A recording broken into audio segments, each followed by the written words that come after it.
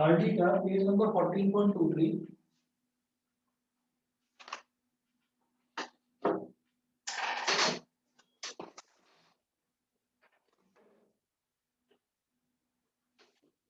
Page number 14.23 example number 1 है, show that if the diagonals of a quadrilateral.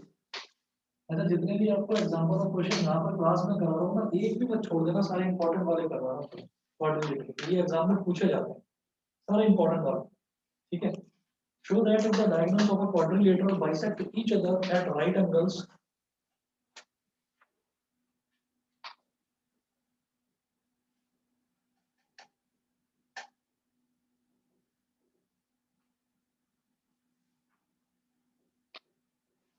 Show that if the diagonals of a quadrilateral bisect each other, if the diagonals of a quadrilateral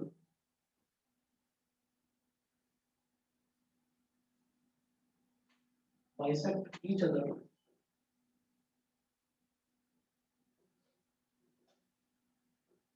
at right angles,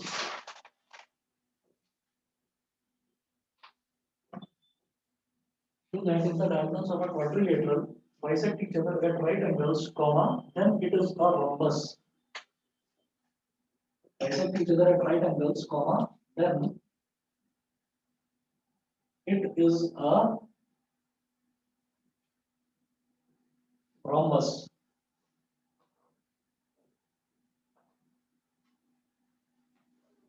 Show that if the diagonals of a quadrilateral, अब आप ये देखिएगा कि मेरे को quadrilateral दे रखा है। Quadrilateral का मतलब क्या होता है कि उसमें कोई भी चार साइड्स हैं, पैरेललोग्राम नहीं दे रखा कि मैं पैरेललोग्राम की प्रॉपर्टी यूज नहीं कर सकता। क्वाड्रिलेटरल है यानी कि वो फोर साइडेड फिगर है और उसमें जो डायगोनल्स हैं वो एक दूसरे को बाइसेक्ट भी कर रहे हैं। देखिए लिखा है bisect each other at right angle, और जिस पॉइंट पर बाइसेक्ट कर रहे हैं वहां पर 90 डिग्री का एंगल बना रहे हैं। देखो कैसे होता है, मुझे प्रूव करना है कि वो एक रोम्बस है, वो क्वाड्रिलेटरल एक रोम्बस है जिसके डायगोनल्स एक दूसरे को 90 डिग्री पर बाइसेक्ट करते हैं। ऐसा क्वाड्रिलेटरल रोम्बस है, ये चीज मुझे प्रूव करनी है। तो उसको ना बनाऊंगा ही कुछ ऐसा कि वो देखने में भी रोम्बस जैसा लगे, ताकि हमें समझने में दिक्कत ना हो। आप टेढ़ा मेढ़ा बनाओगे तो आपको समझने में दिक्कत हो सकती है। आप क्या करिए, आप इसको ऐसा बनाइए,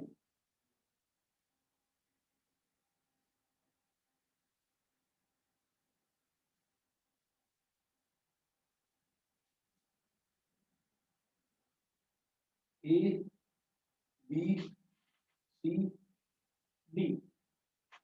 आपने क्या करा, ए से सी को ज्वाइन कर दिया और डी से बी को ज्वाइन कर दिया।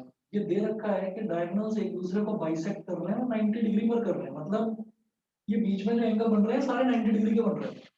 बाइसेक्ट करने का मतलब ये जो सेंट्रल पॉइंट है इसको मैंने बोल दिया ओ। बाइसेक्ट करने का मतलब ये जो एओ है ये सीओ के इक्वल हो जाएगा, और ये जो बीओ है ये डीओ के इक्वल हो जाएगा। ठीक है, AO is equal to CO and BO is equal to DO. ये चीज दे रखी है। प्रूव क्या करना है, to prove ABCD is a rhombus. मुझे ये प्रूव करना है कि एबीसीडी जो है वो एक रोम्बस है। देखिएगा कैसे किस तरह से करेंगे हम। यहाँ पर मैं एक चीज देखता हूँ कि मैं अगर ये बोलूँ in triangle B O A and triangle B O सी,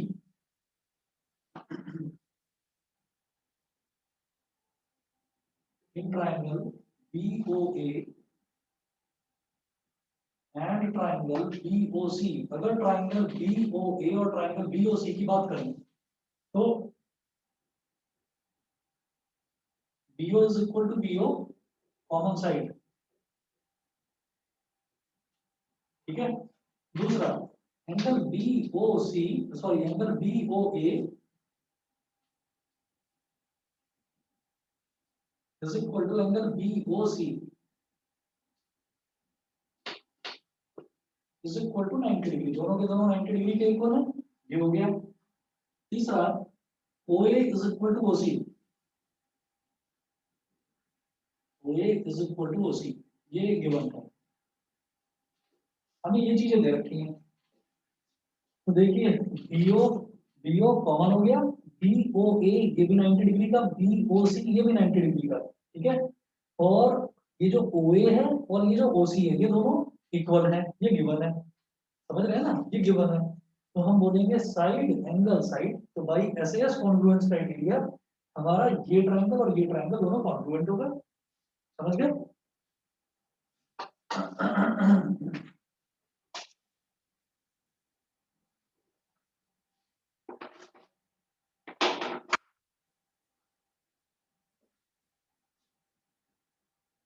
हम कहेंगे by SAS congruence criteria, by SAS congruence criteria, triangle BOA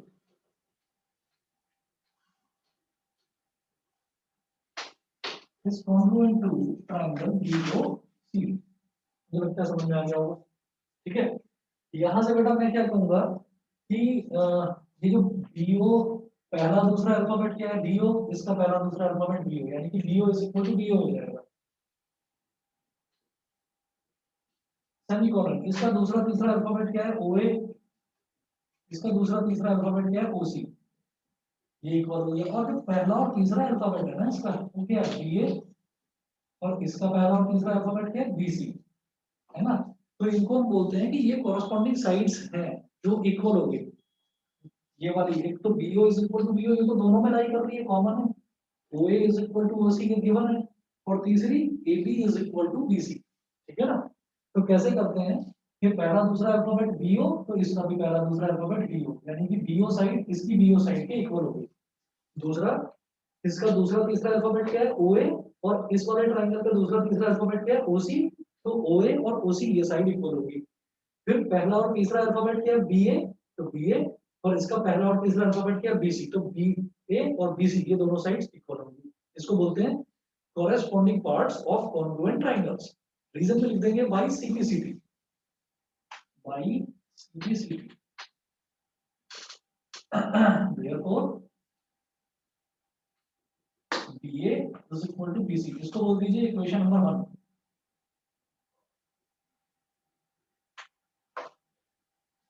BA is equal to BC, ये हो गया इक्वेशन नंबर 1। उसके बाद हम ये कहेंगे कि अब मैं क्या करता हूँ, जैसे मान लो मैंने ये वाला ट्रायंगल और ये वाला ट्रायंगल कॉन्ग्रुएंट प्रूव करा, अब इसको और इसको कॉन्ग्रुएंट प्रूव कर दो, ठीक है। इसको और इसको कॉन्ग्रुएंट प्रूव कर दो। तो यहाँ पर क्या लेकर चलिए, देखिए AOB और AOD in triangle AOB and triangle AOD in triangle AOB and triangle AOD, इसमें क्या होगा, फिर से देखिए AO is equal to AO,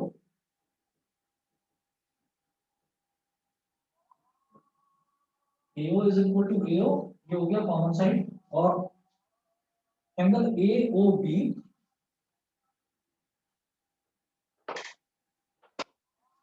angle AOB is equal to angle AOD,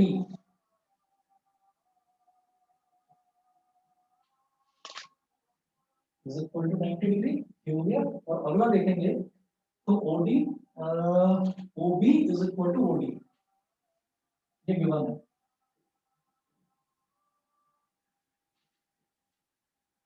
OB is equal to OD, ये given है। तो फिर वही चीज है, देखिए ये वाली साइड, ये वाला एंगल और ये वाली साइड, इस ट्रायंगल में क्या यूज कर रहे हैं, ये वाली साइड, ये वाला एंगल और ये वाली साइड, साइड एंगल साइड। इधर देखें तो side angle side,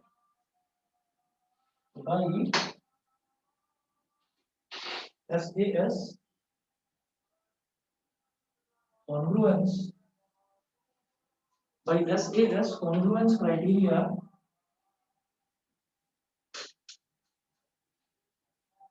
triangle AOB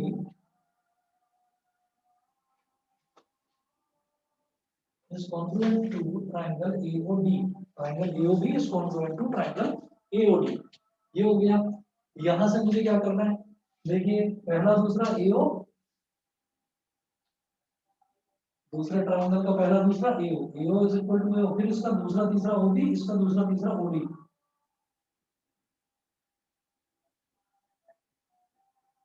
फिर इसका पहला तीसरा ए बी और इसका पहला तीसरा A D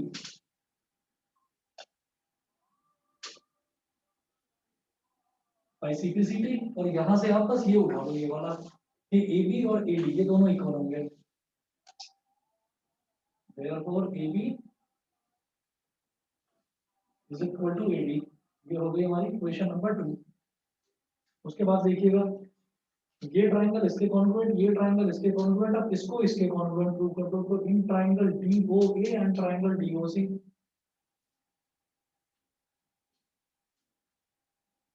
in triangle DOA and triangle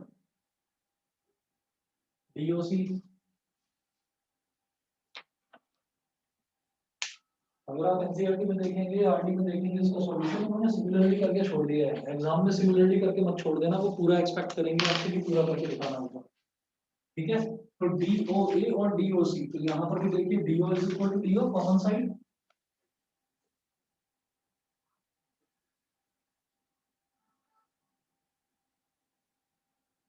DO is equal to DO common side, angle DOA is equal to angle DOC,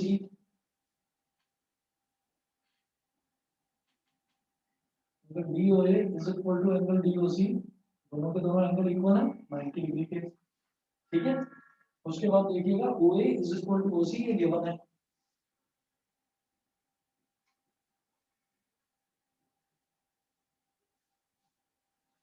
OA is equal to OC, ये given है। तो अब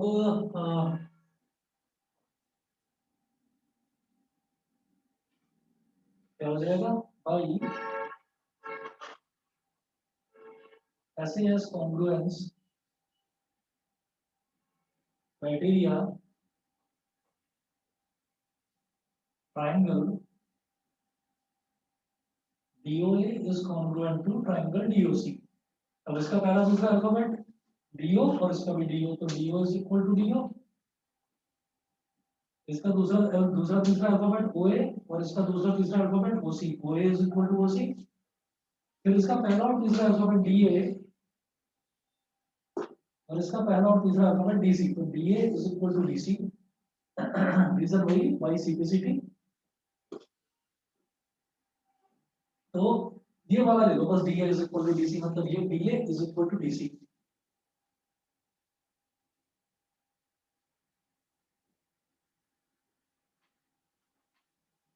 ये इक्वेशन 1 थी, ये इक्वेशन 2 थी, और ये हो गई इक्वेशन नंबर 3।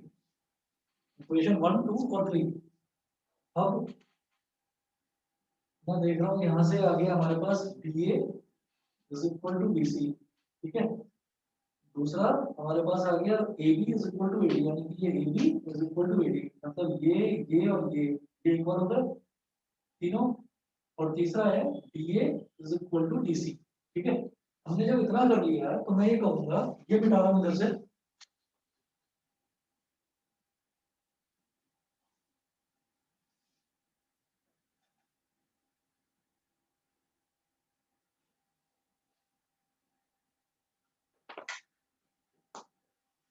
आप यहाँ पर नोट करेंगे from first second and third, from first second and third, first second और थर्ड इक्वेशन से आप क्या कंक्लूड कर सकते हैं। आप ये देखेंगे फर्स्ट इक्वेशन कहती है कि BA is equal to BC। ठीक है, मतलब BA और BC ये दोनों इक्वल होंगे। ठीक है, तो BA बोलो या AB बोलो एक ही बात है। फर्स्ट इक्वेशन में है AB is equal to BC बोलती है, लेकिन ये BA मत बोलकर इसका AB बोल दो, एक ही बात है। और दूसरी इक्वेशन कहती है कि AB AD के भी इक्वल है। तो इसका मतलब फर्स्ट इक्वेशन कहती है AB is equal to BC, second equation कहती है AB is equal to AD, यानी कि AB BC और AD ये तीनों इक्वल होंगे। AB BC और AD ये तीनों इक्वल हो गए, AB BC और AD ये तीनों इक्वल हो गए। और थर्ड इक्वेशन बोलती है कि ये जो DA है, DA मतलब AD है, ये DC के भी इक्वल है। तो होगी चारों साइड्स कि AB is equal to BC is equal to AD is equal to DC, तो चारों की चारों साइड्स इक्वल हो गई। हम ये कहेंगे since all four sides of this quadrilateral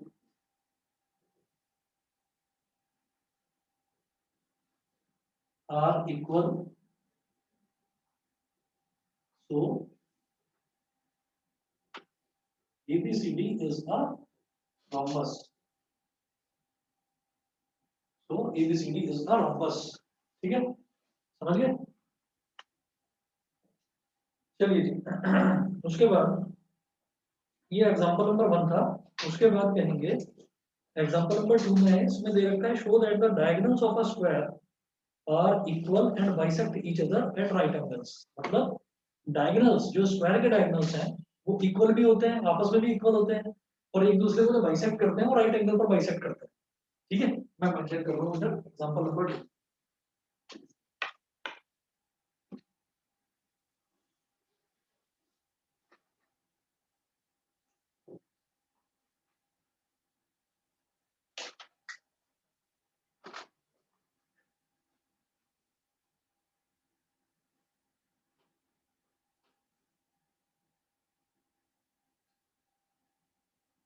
exams online है ऑफलाइन है?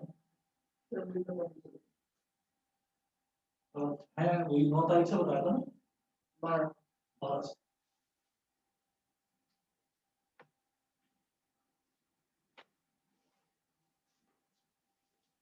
कोई नोटिस नहीं आया? कुछ तो आया होगा, बस ये आया है कि एग्जाम 12 से है और ऑनलाइन ऑफलाइन के बारे में कुछ भी नहीं पता। ये कहा है कि ऑफलाइन होगा, ये भी लिखा ऑफलाइन और ये भी लिखा ऑनलाइन में। बच्चे को ज्यादा बदमाशी कर रहे हैं उसको, कुछ बच्चों से अब जैसे मुलाकात हो रही है तो वो बता रहे हैं ऑनलाइन में, जो ऑनलाइन टेस्ट होता है। वो जैसे कहते हैं कि ऑनलाइन टेस्ट है, तो ऑनलाइन टेस्ट में कुछ ये होता है कि वो क्वेश्चन आप नोट करोगे और नोट करके आपको वो शीट अपलोड करनी है। तो वो बच्चे बता रहे थे कि जो हमने पहले से ही सॉल्व कर रखा होता है कि उसी की फोटो खींच के अपलोड कर देते हैं। ऐसा भी होता है क्या? नहीं, बच्चे करते हैं।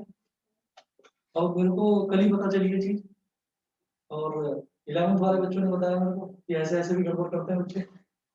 और कहीं टीचर को शक ना हो जाए तो वो क्या करते हैं, जैसे मान लो 10 क्वेश्चन आ गए या मान लो 20 क्वेश्चन आ गए, तो वो क्या करेंगे, वो उनको 20 के सॉल्यूशन पता है उनको, और दो डिवाइस लेकर बैठते हैं। हाँ सर, एक फोन इधर हाँ, उसमें वो करते हैं। और जो जिसमें कहते हैं कि वो कैमरा आपकी तरफ होना चाहिए, तो उसके सामने बैठकर ना ऐसे एक्टिंग करते हैं, ऐसे देखते रहेंगे तो फिर याद आ गया, याद आ गया, फिर लिखने की एक्टिंग करते रहेंगे।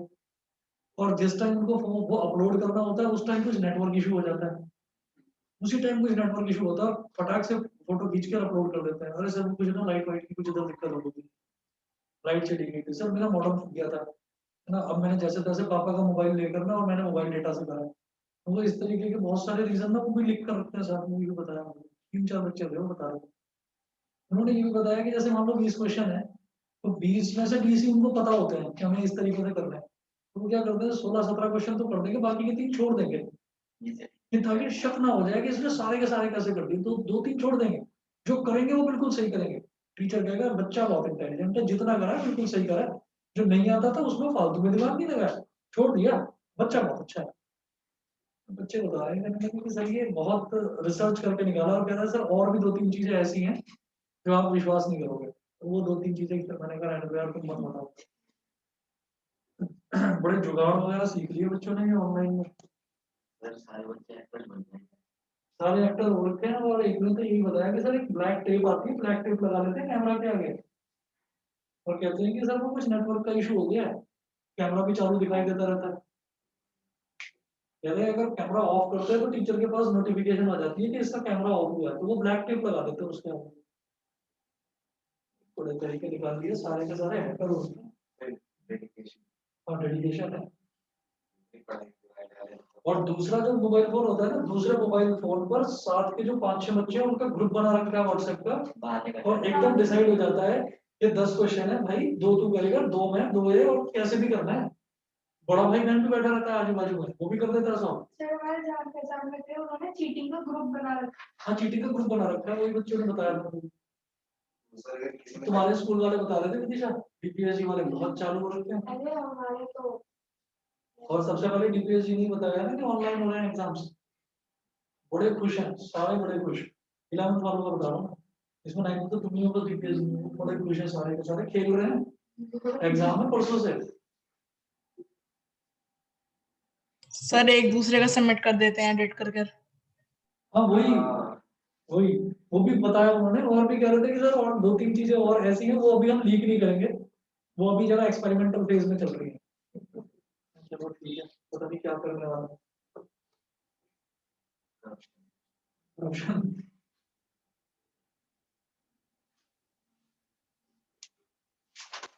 Show that the diagonals of a square are equal and bisect each other at right angles.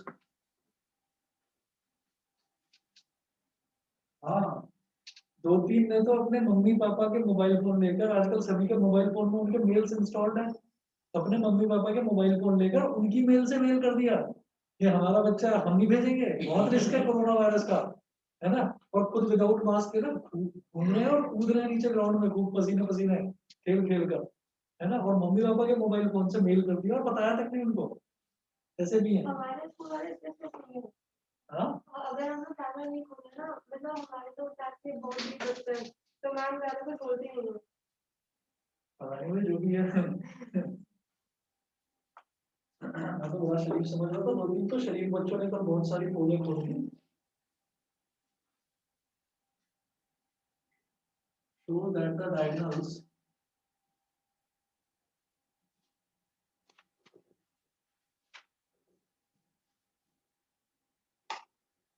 that the diagonals of a square are equal and bisect each other.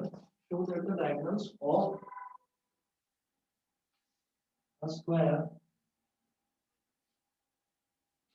are equal and bisect each other at right angles.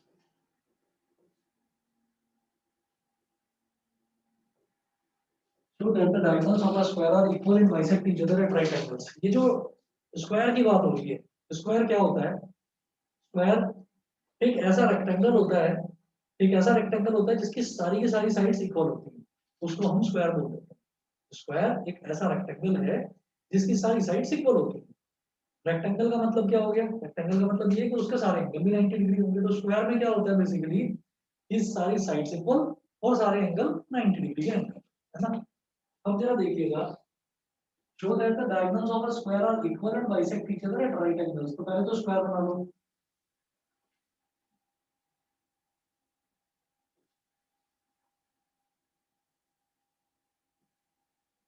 A B C D,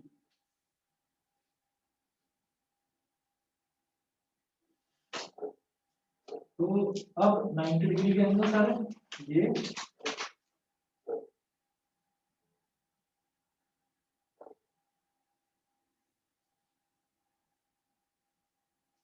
इसको इससे add कर दिया और इसको इससे add कर दिया। तो सबसे पहले तो मुझे ये शो करना है कि show that the diagonals of a square are equal. तो पहले तो डायगोनल्स को इक्वल शो करना है, तो इक्वल देखिएगा कैसे शो करेंगे आप।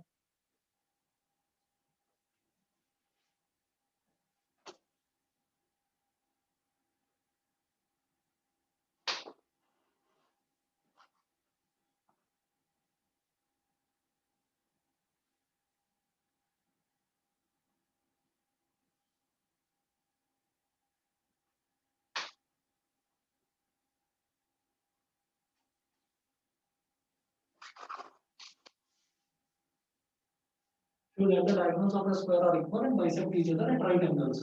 तो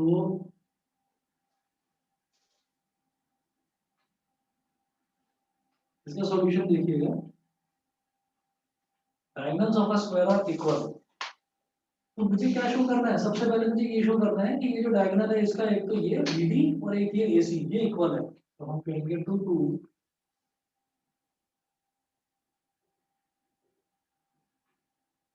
AC is equal to BD। एक तो ये चीज शो करनी है, और equal and bisect each other at right angles. और दूसरा ये प्रूव करना है कि ये अगर सेंट्रल पॉइंट ये O है, तो ये चीज प्रूव करनी है। दूसरा प्रूव करना है AO is equal to OC, semicolon ऐसे ही BO is equal to OD।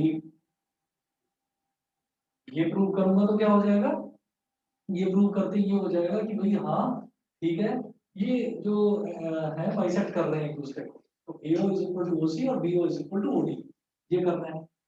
And angle AOB मतलब ये वाला एंगल जो बीच में बनेगा, angle BOC is equal to angle COD is equal to angle DOA is equal to 90 degree. सारे के सारे एंगल्स इक्वल हैं और सब 90 डिग्री के इक्वल हैं। ठीक है, ये करना है।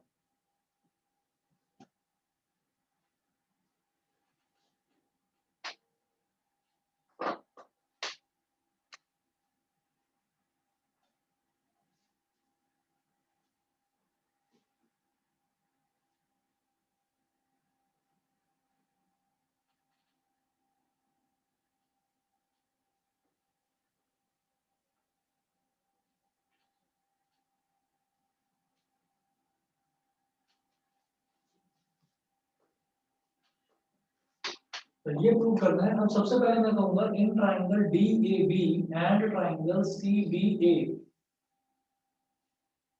ठीक है, in triangle DAB and triangle CBA,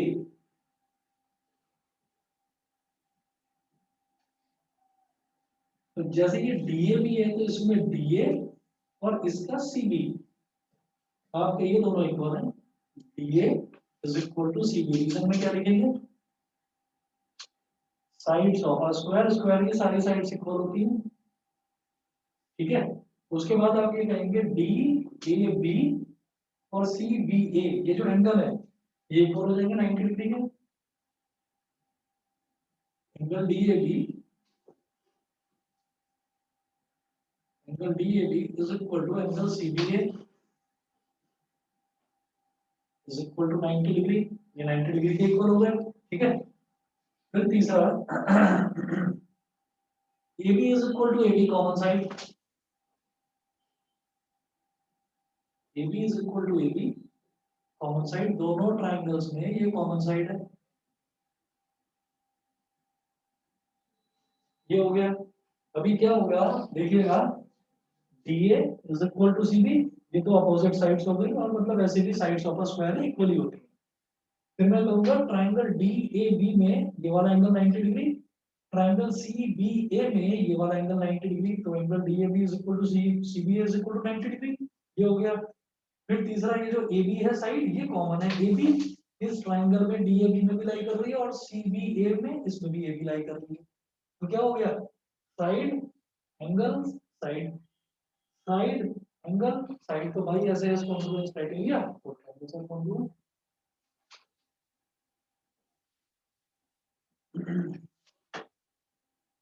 therefore by SAS congruence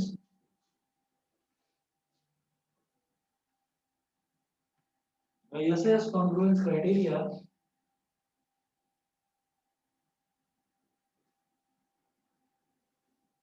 triangle DAB is congruent to triangle CBA। ये हो गया। यहां से मैं क्या देखूंगा, पहला दूसरा alphabet DA is equal to इसका पहला दूसरा अल्फाबेट CB, समीकरण इसका दूसरा तीसरा अल्फाबेट AB, इसका दूसरा तीसरा अल्फाबेट BA। ठीक है, इसका पहला और तीसरा अल्फाबेट DB और इसका पहला और तीसरा alphabet CA, DB is equal to CA।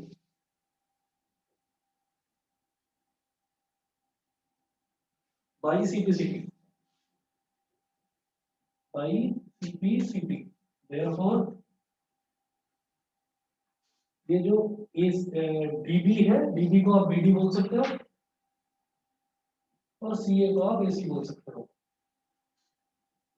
Diagonals of a square are equal.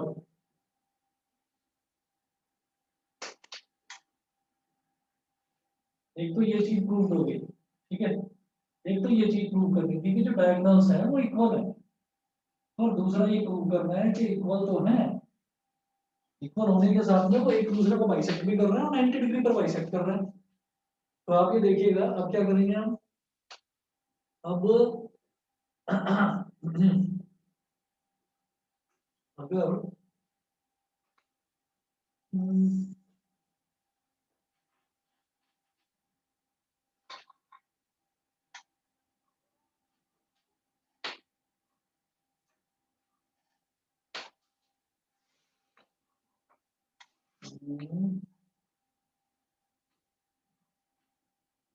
ठीक है, अब ना इसमें एक काम करेंगे हम यहाँ पर ये वाला ट्रायंगल और ये वाला ट्रायंगल लेंगे, ठीक है। इसमें मैं ये कह सकता हूँ कि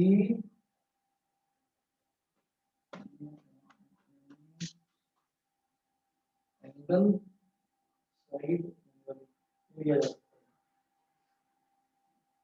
ठीक है। एक काम करते हैं, हम बोलेंगे in triangle DOC, in triangle DOC and triangle BOA,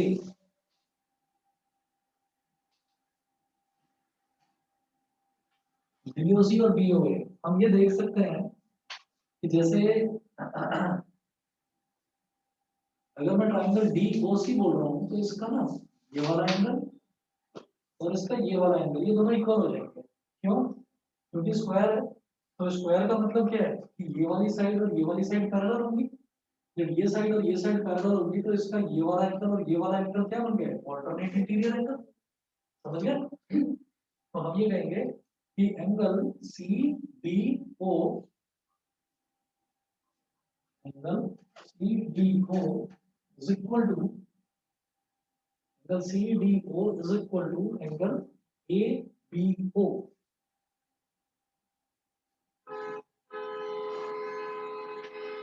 ये हो गया alternate interior angles.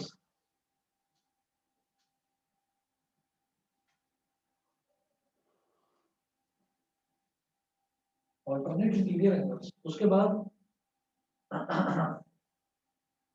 BC is equal to AD, sides of a square,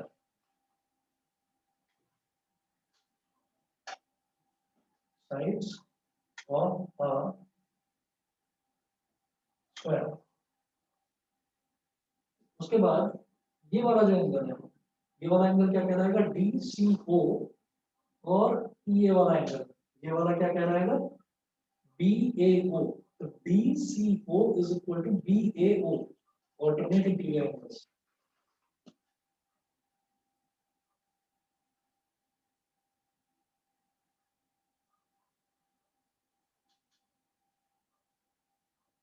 alternate interior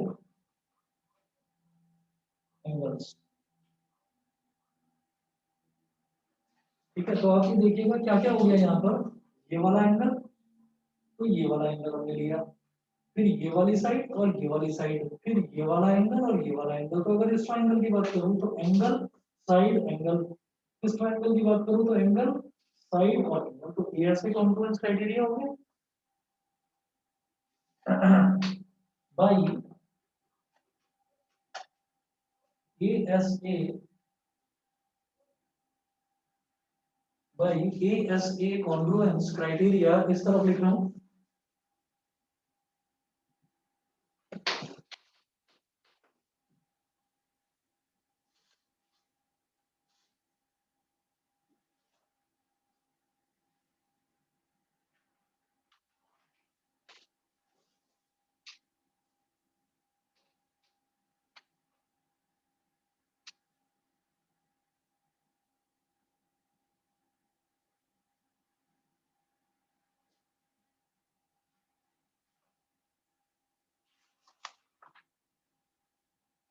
by ASA congruence criteria, triangle DOC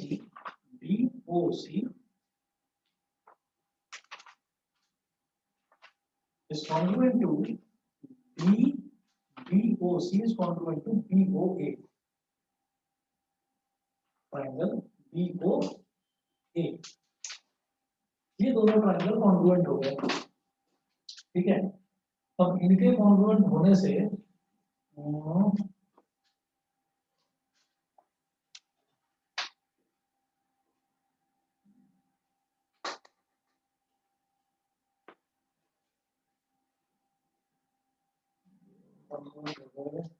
और फिर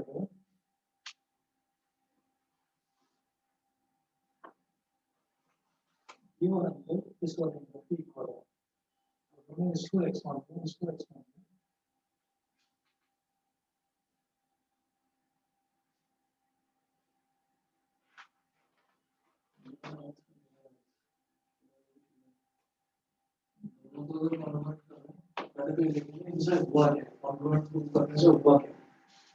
कॉन्ग्रुएंट प्रूव करने के लिए जैसे triangle DOC और ट्रायंगल BOA कॉन्ग्रुएंट हो गए, इससे क्या होगा, आप इनकी कॉरेस्पॉन्डिंग साइड्स देखिए, इट इंप्लाइज दैट इसका पहला तीसरा अल्फाबेट, पहला दूसरा alphabet BO is equal to इसका पहला दूसरा alphabet BO is equal to BO, फिर इसका दूसरा तीसरा alphabet OC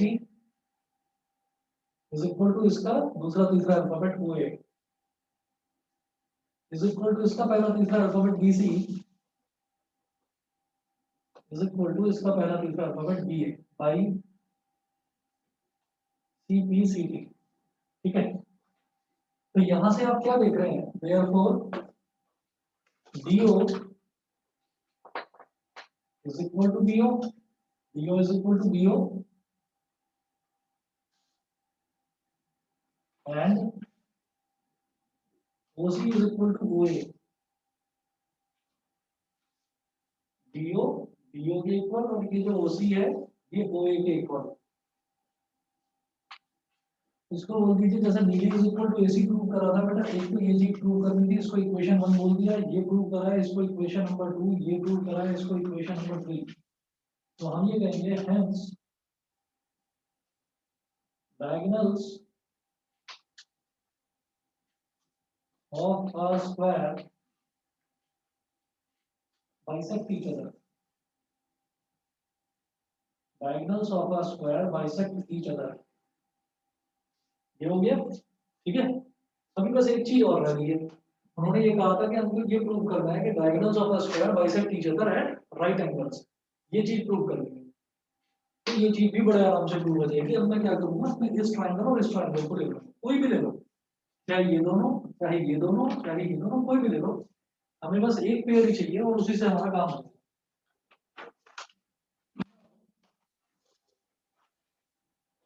triangle BOC and BOA,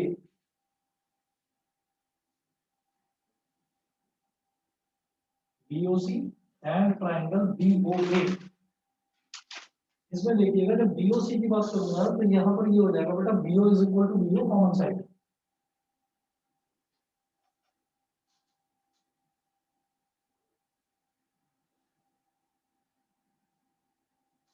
BO is equal to BO common side, फिर OC is equal to OA, OC is equal to OA, ये हमने यहाँ से उठा लिया फ्रॉम थर्ड, अभी अभी प्रूव करा होगा। और फिर तीसरा मैं ये कहूंगा, तीसरा क्या होगा कि BC is equal to BA, sides of a square,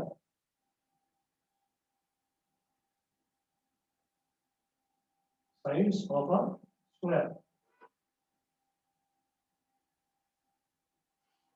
हम लिखेंगे यहाँ पर by triple S congruence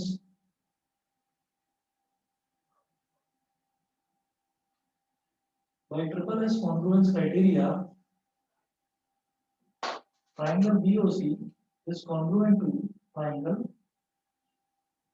BOA. Triangle BOC is congruent to triangle BOA.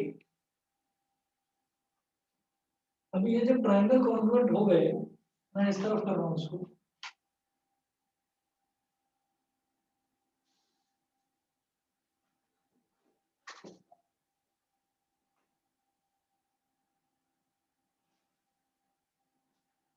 इतना ही चाहिए, इतने से ही काम हो जाएगा। ट्रायंगल बीओसी और बीओए दोनों कॉन्ग्रुएंट हो गए, इसका मतलब ये जो बीच वाला एंगल ओ है, इसका बीच वाला एंगल ओ, ये दोनों आमने सामने लाई कर रहे हैं। भाई ये जो ओ है, अल्फाबेट ओ, ये कहाँ पर लाई कर रहा है? बीच में। और इसमें भी अल्फाबेट ओ कहाँ लाई कर रहा है? बीच में। तो यानी कि ये एंगल इक्वल होगा, मतलब ये वाला एंगल एंगल बीओए और ये वाला एंगल एंगल बीओसी इक्वल होगा। It implies that angle BOC is equal to angle BOA by CPCT. ठीक है। अच्छा, since AC is a straight line, AC is a straight line, therefore straight line पर बनने वाले जो दो एंगल्स होते हैं वो क्या कहलाते हैं? लीनियर कहलाते हैं, और उनका सम क्या होता है? 180 degree. therefore angle BOC plus angle BOA, BOC plus angle BOA is equal to क्या हो गया? 180 डिग्री। Linear clear?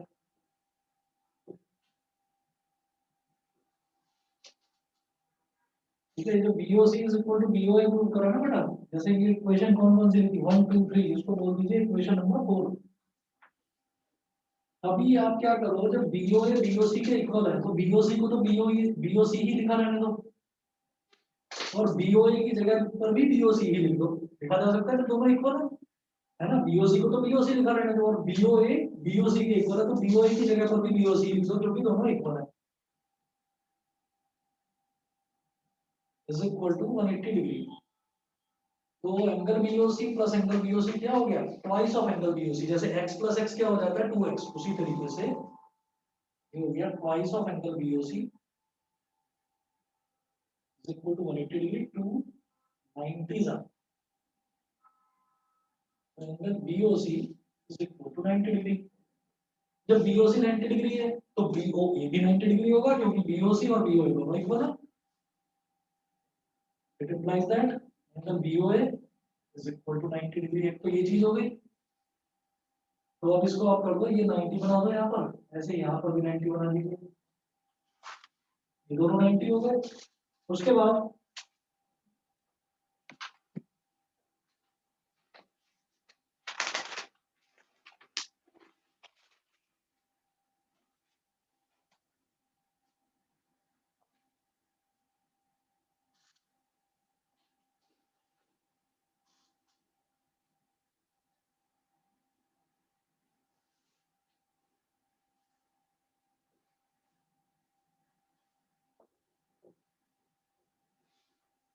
नेक्स्ट देखिएगा कि अब मैं ये कहूंगा कि जैसे मैंने AC को स्ट्रेट लाइन लिया था, इसी तरीके से BD भी तो एक स्ट्रेट लाइन है। तो हम कहेंगे since BD is also a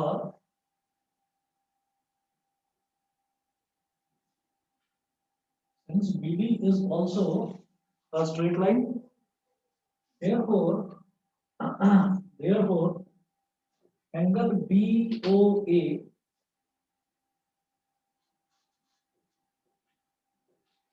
plus angle BOA sir opposite angle भी तो क्या? ऑपोजिट एंगल को प्रूव कर सकते हैं, वर्टिकली अपोजिट दिखा BOC। अरे हाँ, बिल्कुल सही है। वर्टिकली अपोजिट एंगल, भाई जब ये वाला 90 है तो ये भी 90 होगा वर्टिकली अपोजिट, जब ये 90 है तो ये भी 90 होगा। कर लोगे, है ना? छोड़ो, हाँ मैं फालतू में लंबा तो पता इसका। ठीक है, चलिए जी, इतना कर लीजिए, और बाकी इसमें क्या क्या करना है क्वाड्रिलेटरल में और वो मैं आपको बताता हूँ। सारा करने की जरूरत नहीं है, कुछ क्वेश्चंस भेजूंगा, और एनसीईआरटी का कोई भी क्वेश्चन छोड़ना नहीं है। ठीक है, चलिए जी, फिर आज के लिए इतना ही। Thank you sir. ओके।